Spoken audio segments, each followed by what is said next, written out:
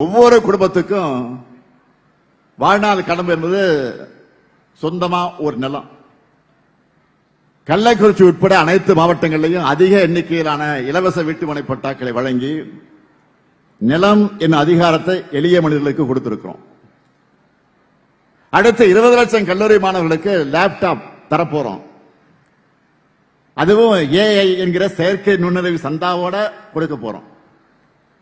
இதெல்லாம் சொல்ல சொல்ல எனக்கு மூச்சு வாங்குது. ஆக மூச்சு வாங்க அளவுக்கு மேஜர் சாதனைகளை இவ்வளவோ செஞ்சுக்கிட்டு இருக்கிறோம். இதுல எதையாவது திராவிட மாடலுக்கு எதிரானவர்கள் கூட மறுத்து பேச முடியாது. எல்லாமே புருவன் ட்ராக் ரெக்கார்டு. எந்த துறை எடுத்துக்கிட்டாலும் சாதனைகள். ஒன்றிய அரசு வெளியிடக்கூடிய தரவரிசை எல்லாத்திலையும் நம்பர் 1 ரேங்க் நம்ம தான்.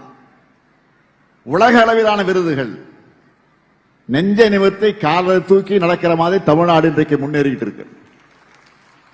நான் கேட்கிறேன், இதுல 5% ஆவது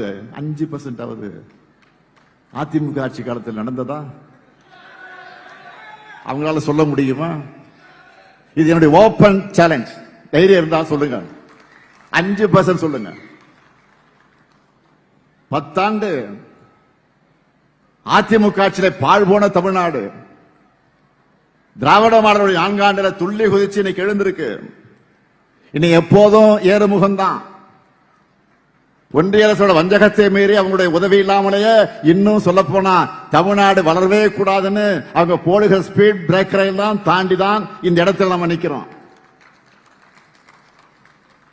ஆனா இது எதையுமே பார்க்க மாட்டோம், செய்திகளை படிக்க மாட்டோம், உண்மையை பேச மாட்டோம், தமிழ்நாட்டின் சாதனைகளை பற்றி வாய் திறக்க மாட்டோம்னு சில தமிழ்நாட்டில் இருக்காங்க. அவங்களுக்கு நான் சொல்றது, நீங்க இப்படியே கண்ணை மூடிக்கிட்டே இருங்க, நாங்க அடிச்சு தூள் கிளப்பிட்டு போயிட்டே இருக்கோம்.